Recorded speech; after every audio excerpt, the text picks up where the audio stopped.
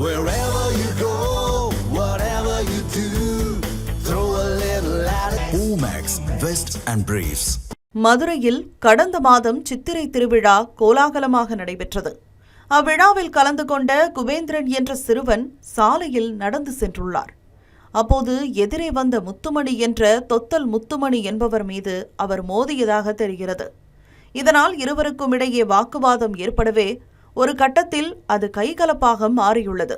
இதில் முத்துமணிக்கு காயம் ஏற்பட்டுள்ளது. இதனால் ஆத்திரமடைந்த முத்துமணி தனது காயம் ஆறுவதற்குள் சிறுவன் குபேந்திரனை கொலை செய்வேன் என சூளுரைத்ததாக கூறப்படுகிறது. இந்நிலையில் மே 24 இரவு சிறுவன் குபேந்திரன் வடக்கு ஆவணி மூலவீதியில் மாநகராட்சிக்கு சொந்தமான கார் பார்க்கிங் பகுதியில் நின்று கொண்டிருந்தார். இந்த கார் பார்க்கிங் மீனாட்சியம்மன் கோயிலுக்கு மிக அருகேதான் உள்ளது. அப்போது முத்துமணி அங்கே வந்துள்ளார். அவருடன் அவரது தம்பியான ராஜு, சதீஷ்குமார், ஹரிகிருஷ்ணன், முத்துக்குமார் என்ற நண்பர்களும் அங்கு வந்தனர். இவர்கள் 5 பேரும் சேர்ந்து கார் பார்க்கிங் பகுதியிலேயே வைத்து குபேந்திரனை சரமாரியாக வெட்டத் தொடங்கினர். இதனை சிறிதும் எதிர்பாராத குபேந்திரன் அங்கிருந்து ஓட முயற்சித்தார். இருந்தபோதும் அச்சிறுவனை விரட்டி சென்று வெட்டி படுகொலை செய்தனர். அப்போதும் அவர்களின் சினம் அடங்கவில்லை. எனவே சிறுவனின் உடலை பார்க்கிங் பகுதியின் மேல்தளத்திலிருந்து கீழே தூக்கி வீசி தங்களது ஆத்திரத்தை வெளிப்படுத்தினர். பின்னர் அவர்கள் 5 பேரும் அங்கிருந்து தப்பி ஓடிவிட்டனர்.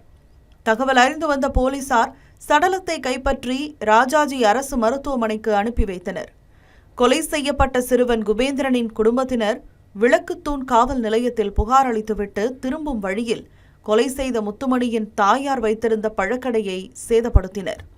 இதனிடையே சம்பவம் குறித்து தீவிர விசாரணை நடத்திய போலீசார் தப்பியோடிய முத்துமணி, ஹரிகிருஷ்ணன், முத்துக்குமார், சதீஷ்குமார், ராஜ் ஆகிய 5 பேரையும் மடக்கி பிடித்து கைது செய்தனர். வடக்கு ஆவணி மூலவீதியில் செயல்பட்டு வரும் மாநகராட்சி கார் பார்க்கிங்கில் சமூக விரோதிகள் சிலர் இரவில் தங்குவதாகவும் மது போதையில் சட்டவிரோத செயல்களில் ஈடுபடுவதாகவும் அப்பகுதி மக்கள் குற்றம் சாட்டுகின்றனர். இதனால் சட்டம் ஒழுங்கு பிரச்சினைகள் ஏற்படுவது தொடர்கதையாகி வருவதாகவும் அவர்கள் தெரிவிக்கின்றனர்.